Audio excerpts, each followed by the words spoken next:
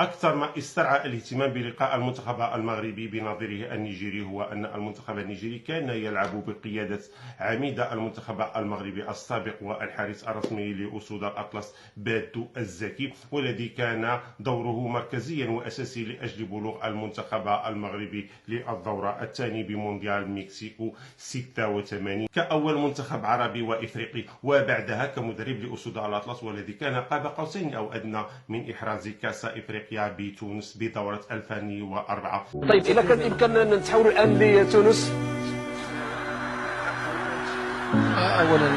أولا كنهني اللاعبين تاع المجهود الجبار اللي داروا، وكنظن بأن درنا كل ما إمكاننا باش نجيبوا لاكوب للمغرب، ولكن اليوم ما كذبش، حيث لعب المباراة النهائية. ولما كان بادو الزكي يومها كمدرب يترأس الجهاز التقني والساعي للمضي بالمسار الكروي المغربي، خاصة أنه كان أحد أعمدته وأهم لاعبيه وبمسار ممتد وطويل، لكنه ولسوء حظه كان أن حاربه وهو مدرب بعض الأفاعي كما سبق له ونبح به. هناك يقول بأنه هناك أطراف في المغرب لا تريد أن يكون بادو الزكي مدربا، وربما لا تريد حتى المدرب المحلي وتريد الاستنجاد بمدرب أجنبي. أنا كنقول حاجة واحدة، الجامعة عندهم الحق في التغيير اللي كيشوفوه أي واحد البروفيل ديالهم. أما أنا ملي كتوقع لي مشكل بحال هكا، كاش كندير؟ كنسد التليفون تاعي وكنزيد بحالتي، مادام المجموعة ما بغاش تخدم معايا الله يعاون.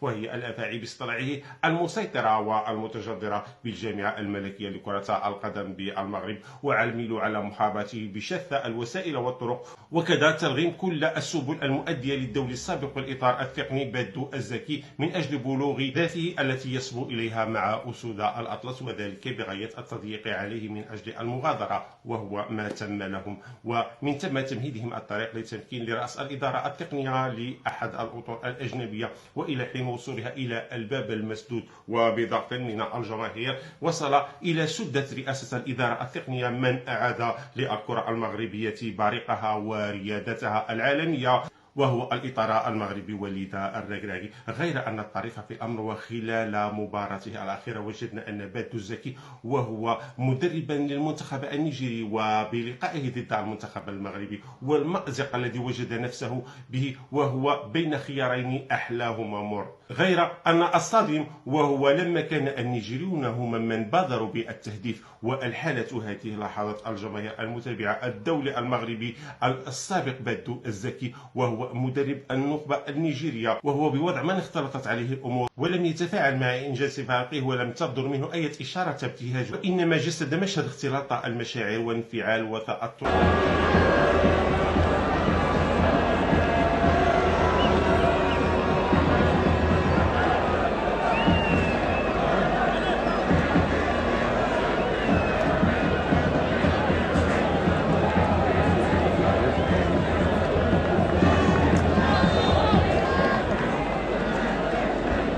على اعتبار أن تنافر الواجبات جعل طرحه الوطنية تأبى عليه مجرد انشراح للتفوق الذي أحرزته تعاليمه، والتي كانت سديدة لفريقه النيجيري، والذي استطاع خنق أسود الأطلس وتسجيل هدف السبق قبل أن يتداركوا الأمر بعد ذلك. الراسية في الجول، الله، دخل ليتول، دخل ليسجل. الشرقي وجده 1-1 يا سادة. يضرب والكوتشينج عالي عالي. مزراوي استلمها، الزلزولي يطلبها، مزراوي غير رأيه، دياز يا سلام على التيكي تاكا في المرمى، الله، تيكي تاكا مغربية. الثاني يا سادة، المغرب يقلب الأرقام ويقلب الطاولة على النيجر، ويتقدم في الوقت الإضافي عن طريق العرضية الجميلة. أكثر ما استرعى الاهتمام بلقاء المنتخب المغربي بنظيره النيجيري هو أن المنتخب النيجيري كان يلعب بقيادة عميد المنتخب المغربي السابق والحارس الرسمي لأسود الأطلس بادو الزكي، والذي كان دوره مركزيا وأساسي لأجل بلوغ المنتخب المغربي للدور الثاني بمونديال مونديال مكسيكو 86 كأول منتخب عربي وإفريقي، وبعدها كمدرب لأسود الأطلس والذي كان قاب قوسين أو أدنى من إحراز كأس إفريقيا بتونس بدورة 2004. طيب إذا كان بإمكاننا نتحول الآن لتونس. اولا كنهني اللاعبين تاع المجهود الجبار اللي داروا، وكنظن بان درنا كل امكان باش نجيبوا لا كوب للمغرب، ولكن اليوم ما كذبش. حيث لعب المباراة النهائية، ولما كان بادو الزكي يومها كمدرب يترأس الجهاز التقني والساعي للمضي بالمسار الكروي المغربي، خاصة وأنه كان أحد أعمدته وأهم لاعبيه وبمسار ممتد وطويل، لكنه ولسوء حظه كان أن حاربه وهو مدرب بعض الأفاعي كما سبق له ونبح به. هناك يقول بأنه هناك أطراف في المغرب لا تريد أن يكون بادو زكي مدربا، وربما لا تريد حتى المدرب المحلي وتريد الاستنجاد بمدرب أجنبي. أنا كنقول حاجة واحدة، الجامعة عندهم الحق في التغيير اللي كيشوفوه أي واحد البروفيل ديالهم. أما أنا ملي كتوقع لي مشكل بحال هكا اش كندير؟ كنسد التليفون تاعي وكنزيد بحالتي، مادام المجموعة ما بغاش تخدم معايا الله يعاون.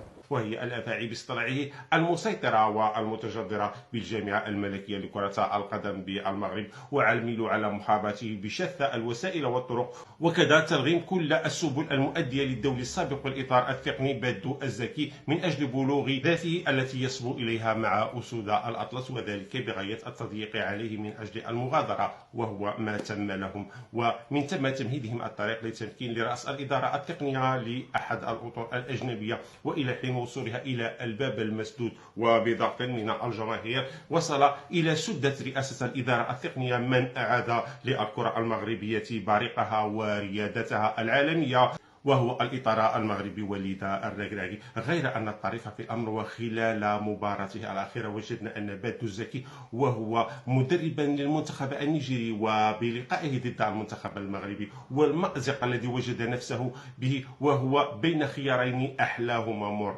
غير أن الصادم وهو لما كان النيجيريون هم من بادروا بالتهديف، والحالة هذه لاحظت الجماهير المتابعة الدولي المغربي السابق بادو الزكي وهو مدرب النخبة النيجيرية، وهو بوضع من اختلطت عليه الأمور ولم يتفاعل مع إنجاز فريقه ولم تصدر منه أي إشارة ابتهاج، وإنما جسد مشهد اختلاط المشاعر وانفعال وتأثر.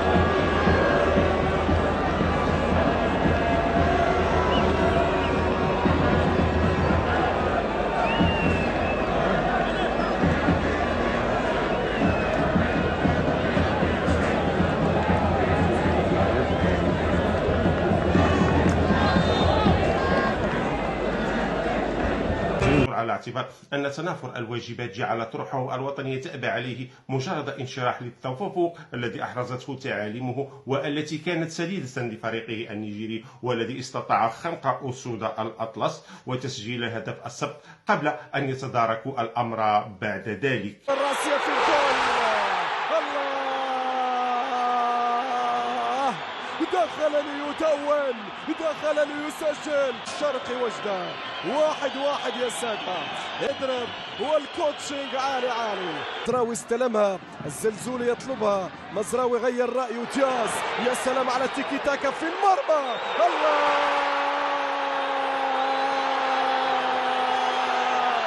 تيكي تاكا مغربية الثاني يا سادة.